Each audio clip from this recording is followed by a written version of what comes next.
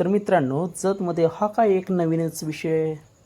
तर बघा, जतमध्ये सोलंकर चौकात सकाळ सकाळी आज हे मला काहीतरी वेगळंच बघायला मिळालं. काय बघायला मिळालं ते आता तुम्हीच बघा.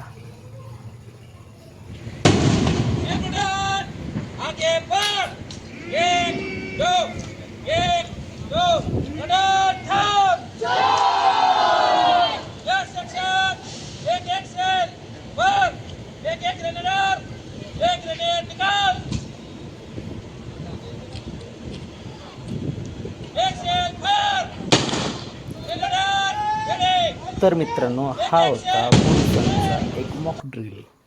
तर बघा, दंगल नियंत्रण पथक कशा पद्धतीनं काम करतं याचं एक उत्तम उदाहरण त्यांनी आपल्याला इथं एक तात्पुरतं प्रॅक्टिकल स्वरूपात घेऊन दाखवलेलं होतं.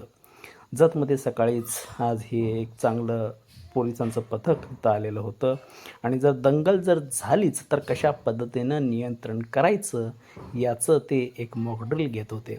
मग कशा पद्धतीने अश्रुधूरच्या कांड्या फोडल्या जात होत्या, त्यानंतर कशा पद्धतीनं जर पुढनं दगडफेक झाली तर कशा पद्धतीनं त्याच्यावरती ॲक्शन घ्यायची, हे सगळ्या पद्धतीचं तिथं प्रात्यक्षिक दाखवलं जात होतं. आणि मग बघतोय तर आजूबाजूला पूर्णपणे ट्रॅफिक जाम झालेलं होतं आणि रस्त्याच्या बरोबर मध्यभागी त्यांनी ते प्रात्यक्षिक घ्यायला चालू केलेलं होतं. मग अशा पद्धतीनं ॲक्शन, पॉवर, हे ते सगळ्या पद्धतीच्या घोषणा, त्यानंतर मग एक चांगल्या पद्धतीचं कृती त्यांनी दाखवत होते. आणि मग हे सगळ्या पद्धतीचं कृती आपण बघतो. अशा पद्धतीनं ते काम चालू होतं. तर बघा कशा पद्धतीने ते ॲक्शन घेत होते, कशा पद्धतीने काम करत होते.